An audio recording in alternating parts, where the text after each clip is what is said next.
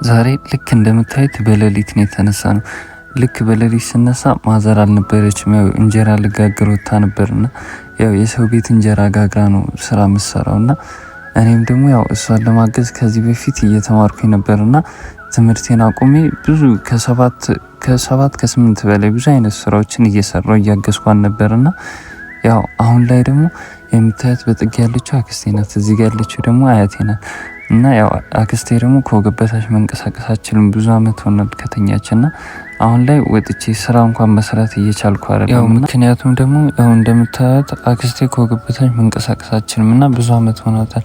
ቤት ውስጥ ሐኪም ቤት ውስጥም ደግሞ ክትትል ስለሚያስፈልጋት ያው ወጥቼም እየሰራው አይደለም። አያቴም ያው ደካማ ናት፣ እሷም እንክብካቤ ስለሚያስፈልጋት እና በቃ ማስታወቂያ እንኳን የሚያሰሩኝ ቻሌንጅ የሚሰጡኝ ሰዎች ጋር እንዲደርስ ሁላችሁም ይሄን ቪዲዮ ላይክ፣ ሼር፣ ሪፖስት፣ ኮፒ ሊንክ እያደረጋችሁ በቅንነት በታማኝነት አድርሱልኝ።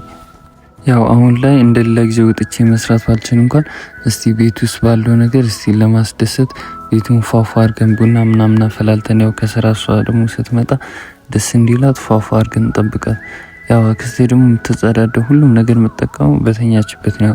ከ10 አመት በላይ አልፎታል አልጋ ላይ ከተኛች ማለት ነው። እና ሁላችሁም ሼር፣ ኮፒ ሊንክ፣ ሪፖስት እያደረጋችሁ ከናንተ ምንም አይቀንስም፣ ግን እኛን ማስታወቂያ ወይ ቻሌንጅ የሚሰጠን ሰው ልናገኝ እንችላለን እና በደንብ ኮፒ ሊንክ አድርጉልኝ።